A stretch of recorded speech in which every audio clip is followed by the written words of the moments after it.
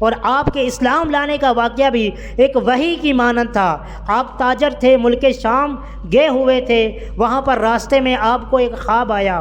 خواب میں کیا دیکھتے ہیں کہ آسمان سے چاند اور سورج اترے ہیں، حضرت ابوبکر صدیق کی گود میں آ گئے۔ حضرت ابوبکر صدیق فرماتے ہیں میں خواب دیکھ رہا ہوں، چاند اور سورج جب میری گود میں آئے تو میں نے چادر لے کر ان کو چھپا لیا، چادر کے اندر کر دیا چاند اور سورج کو۔ یہ خواب میں نے دیکھی، صبح اٹھا، وہاں پر ایک خواب کی تعبیر بتانے والا ایک راہب تھا، میں اس کے پاس گیا، میں نے اپنی خواب بتائی تو وہ راہب کہنے لگا بتاؤ تمہارا نام کیا ہے، کہاں کے رہنے والے ہو، تم کام کیا کرتے ہو، تمہارا قبیلہ کیا ہے؟ حضرت ابوبکر صدیق فرمانے لگے میرا نام ابو بکر ہے، میں مکہ مکرمہ میں رہنے والا ہوں اور قریش کے قبیلے سے میرا تعلق ہے اور میں تجارت کرتا ہوں۔ تو وہ راہب کہنے لگا صدق اللہ رؤیاک، اللہ تعالیٰ نے آپ کے خواب کو سچ کر دیا۔ بے شک اللہ تعالیٰ یبعث نبی من قومک، اللہ تعالیٰ آپ کی قوم میں ایک نبی مبعوث کرے گا، آپ زندگی میں ان کے وزیر ہوں گے اور ان کی وفات کے بعد ان کے خلیفہ ہوں گے۔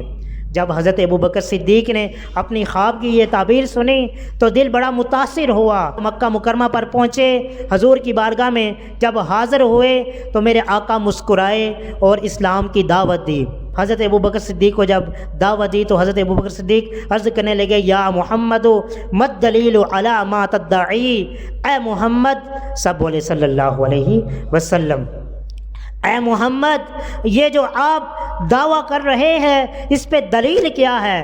علامہ تدعی، اس پہ دلیل کیا ہے جس کا آپ نے دعویٰ کیا ہے؟ آپ نبی ہونے کا دعویٰ کر رہے ہیں، اس پہ دلیل کیا ہے؟ کیونکہ جب بھی کوئی دعویٰ کیا جاتا ہے اس پر کوئی نہ کوئی دلیل ہے، بتائیے آپ جو دعویٰ کر رہے ہیں اس پہ دلیل کیا ہے؟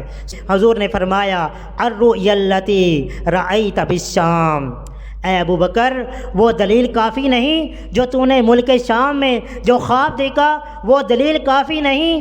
دیکھیں کیسی پیاری دلیل میرے آقا نے دی۔ میرے آقا نے علم غیب کے ذریعے جو بتایا کہ ابو بکر جو خواب تم نے دیکھا تھا کیا تمہیں وہ دلیل ہی کافی نہیں ہے؟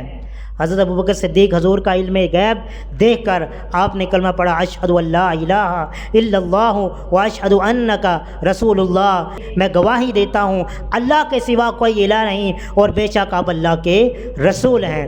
دیکھیں